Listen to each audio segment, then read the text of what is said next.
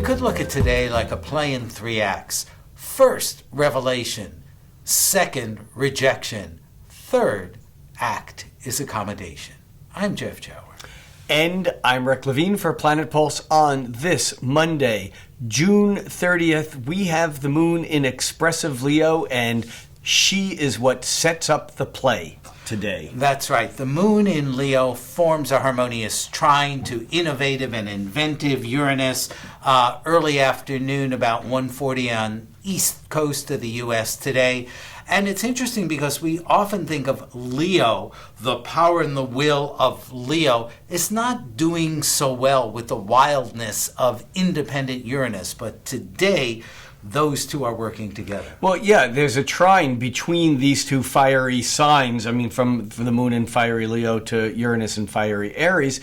And what it really says is that we can be more original, we can be edgier, we can be more ingenious, we can take more risks emotionally than usual, and we can get away with it. For an hour, until Act 2, which is an hour and 18 minutes later. Right, but who's counting? Right, when the moon runs into a square with Saturn in Scorpio, skeptical Saturn in skeptical Scorpio looks at the grandiose ideas that we come up with and says, "Prove it."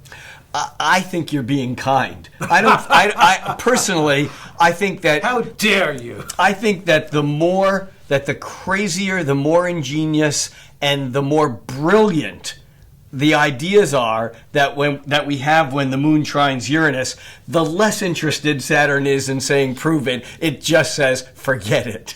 Well, because it just comes down. Well, I'm not saying it's right, but that's how it feels. Right, and often original ideas, whether our own or other people's, evoke resistance. It means change. Just because you're ready for it doesn't mean somebody else is ready for it. And it can also mean that you have this liberating thought about your life, and an hour later you figure out why it can't work. However, a halfway position emerges. Well, and that's true. I mean, we have the choice of ending the play at Act 2 by just going, I've just been told no, I've been shut down, I have to now come up with 15 reasons, I can only think of 2. Forget it.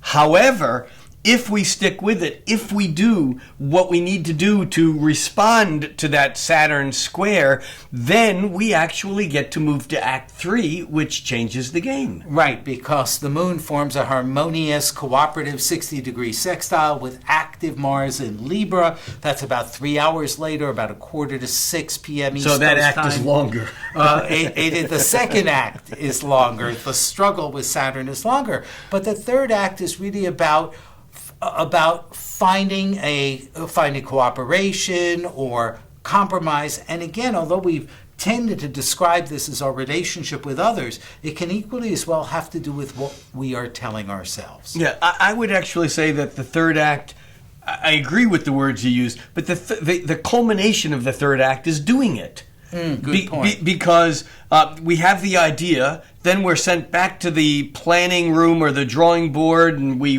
have to get it right, and we have to do more work on it. But by Act 3, by the end of Act 3, we should actually be doing whatever it is that we dreamed up. It may be changed a bit, but what we dreamed up in Act 1.